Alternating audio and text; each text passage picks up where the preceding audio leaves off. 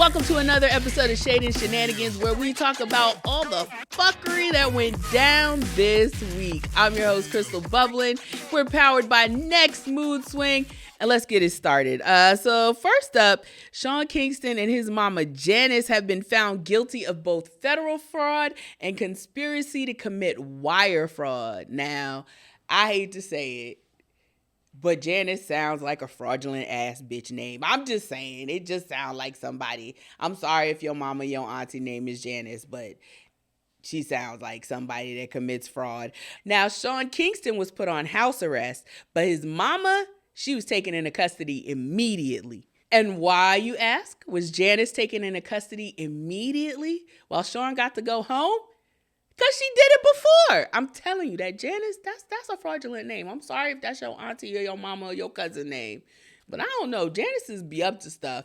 Yeah, Janice did it before, and it only took the jury around 4 hours to decide that both Sean and his mama was going to jail. Now, Sean Kingston, my problem with you is you've been in trouble for fraud before. In 2015, you were kidnapped. Now, if I get kidnapped and get free, you know what I'm doing? Sitting my ass down. I'm not doing the thing that got me kidnapped again.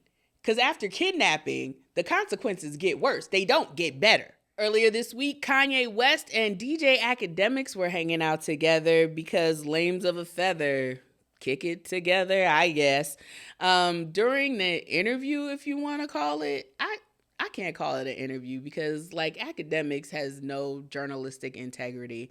During their conversation, Kanye brandished a swastika necklace, wore a Sean John shirt, and showed off his customized Black Klansman outfit with white people standing there giggling along.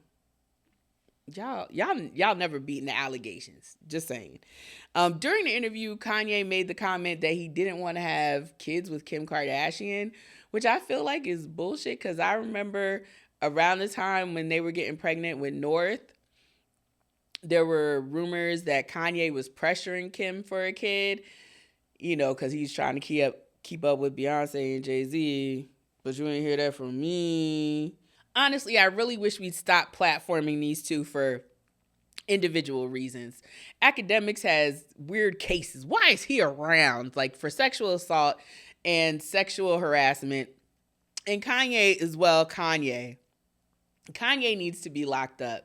If he was a woman, like Britney Spears, like Wendy Williams, he'd be in a conservatorship. No questions asked. Quick, fast, in a hurry. But y'all just let Kanye run amok. And I don't understand why. Also, free Wendy till it's backwards. There was a rally in New York where Wendy Williams fans came out to get her free from her conservatorship. She looked on from the window at her assisted living facility, and she really felt the love. So, Wendy, we're cheering for you. We're rooting for you. We're going to free you like we freed Britney. It's only right. You are the queen of all media. Also, boys and girls, mommy and daddy are fighting. Word on the curb is Kanye's wife, Bianca, has left her. Now, Kanye has a new album coming out, and he has a song called Bianca, in which he raps, "Bianca, I just want you to come back to me. I know what I did to make you mad. My baby, she ran away, but she tried to get me committed. Not going to the hospital because I'm not sick and I just don't get it." Baby, when I tell you I miss the old Kanye, because what the fuck is that? These are not bars, Kanye. These are not going to make her come back. He said she's having a panic attack and she's not liking the way that I tweeted. And he further raps that he's tracking my bitch through an app. I guess we the new Cassie and Diddy. I don't know how you think calling yourselves the new Cassie and Diddy is going to make her come back. What happened with Cassie and Diddy was, well, Diddy's in jail, so we see. And he says that Bianca's family wants him locked up. Well, Kanye, I want you locked up too. And if you were a woman, you would be. But they let you run amok because you have a dong. I don't know for how much longer, though. But, yeah. Senator Cory Booker was on a mission when he took to the floor of the Senate this week with no intentions of giving up the microphone until he read Donald Trump and this administration for filth.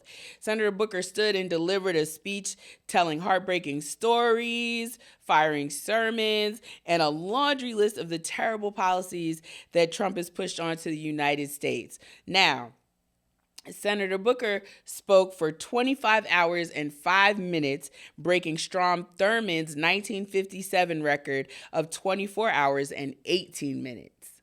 And in case you're too young to know who Strom Thurmond is, he was a very racist senator from South Carolina who happened to have a black mistress, as all very racist people seem to do. And he did a filibuster in 1957 for 24 hours and 18 minutes because he didn't want black people to have the right to vote. So congratulations, Cory, on breaking that record. But I feel like all you did was break that record because you made no mention of people like Mahmoud Khalil or the other students and other people who are being basically disappeared for being anti-genocide. And then right after that, there was a vote to appoint another one of Trump's unqualified cabinet picks, and Cory voted for that. And then he voted no on an arms embargo for Israel, furthering the genocide that's going on in Palestine. So, Cory, what were you really doing? Like, I'm really sick of the Democrats being so performative. Like, at this point, baby, it's a fight. It's a fight. And the Republicans are winning. They are turning you every which way but loose. Pinch the bitch. Pinch. Bite, kick, slap, do something, fight back. And for everybody that's like, oh, well, what are you doing, baby? I'm not a senator. I'm a shit talker. If I was a senator, I would be doing more. All right, maybe I'll be a senator. Thank you for motivating me. Thank you for encouraging me. Get ready for Senator Bubblin 2026. No? Okay. Now, you know I like to get up in y'all business, and the theme of being in y'all business this week is revenge. All right, I love me some revenge because I'm petty and I'm messy. One of the best stories of revenge I ever heard was this woman who found out her best friend and boyfriend were cheating on her with each other. The best friend had just bought a brand new Mercedes, and as any good girlfriend would, she celebrated with her friend. But one day, when her friend wasn't around, this woman poured concrete mix and water in that woman's gas tank and bricked that Mercedes Benz. And she never told the friend that she did this. She never told the friend that she knew she was sleeping with her boyfriend, and they remain friends to this day. I love it. I love it. Petty and messy forever. So let's see. I scoured the internets for some stories of revenge. Here's one. We moved 1,200 miles away from home and I caught him cheating. I took all the knobs and handles off everything, TV, dresser, stereo, etc., and packed up all the remotes as well. Now, y'all might not think that's too bad, but imagine the inconvenience of having to get up every time you want to change the channel on the television or adjust the volume. What if you have those like cabinets that don't have that little space that you could get your finger in to open? How you going to get your food to your plates or anything like that? Let's see. After the breakup, she said the towels belonged to her. They were really nice, fluffy bath towels. I sprayed them with 3M Scotch Guard to make them waterproof before she came by to pick them up. I wonder, does that also make them crispy? Like, can you fold them after that? I just imagine her getting out of the shower, picking up one of those towels, and that towel just sliding right off her body. I think that's remarkable. I took all the light bulbs out of the fixtures and took all the labels off the canned food. Will it be peaches or kidney beans for dinner? Who knows? Who knows? That's diabolical. Because imagine you going to make a peach cobbler and you open up a can of black beans. And then you got to open up all the cans because you don't know what's in them. Grade A. Chef's kiss, no pun intended. When I called the house he was sharing with coworkers overseas, His live-in girlfriend answered the phone.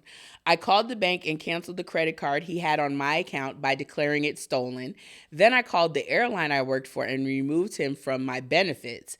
He got stranded very, very, very far away with no return ticket to mommy's and had to spend the night in jail for using a stolen credit card. International petty. I love it. Also, are we talking like international, like El Salvador, where ICE is sending people, or like Turks and Caicos, like nice vacation time? Because there's a big difference. You know what I mean?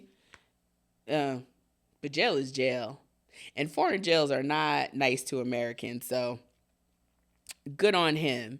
My ex put his hands on me one night. That was it for me, and should be. He left for work the next morning and I moved out. I scratched every CD he owned.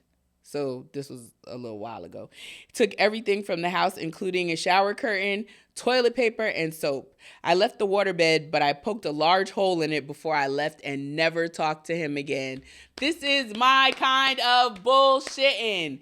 Because listen, one of my pet peeves, I feel as an American people, the government should give us toilet paper. I just think that it's unfair that we have to continually pay the rising cost of toilet paper when it's basically a necessity. You don't want a bunch of funky booty Americans walking around, right? It's like when they were giving out government cheese, they should be giving out government cheese, your EBT stamps, and toilet paper. That's just how I feel about it. And you know what? When I'm senator, I'm going to make a resolution. I'm going to get it passed so that all Americans get free toilet paper. You're welcome. And you're welcome for this episode of Shade Shenanigans. Now listen, if you need advice, you got any crazy stories of revenge, of being petty, of just being completely off your rocker, send them to me. I want to know. You can slide in my DMs, Cristal Bubblin on all platforms, or you can email me, sendshade@gmail.com. And if you're watching this right now, that means you're on our YouTube channel. So I need you to go ahead, like, comment, and subscribe. Subscribe. Subscribe. Don't make me come through this. All right. It was great talking to y'all. Remember, Wakanda forever. Peace.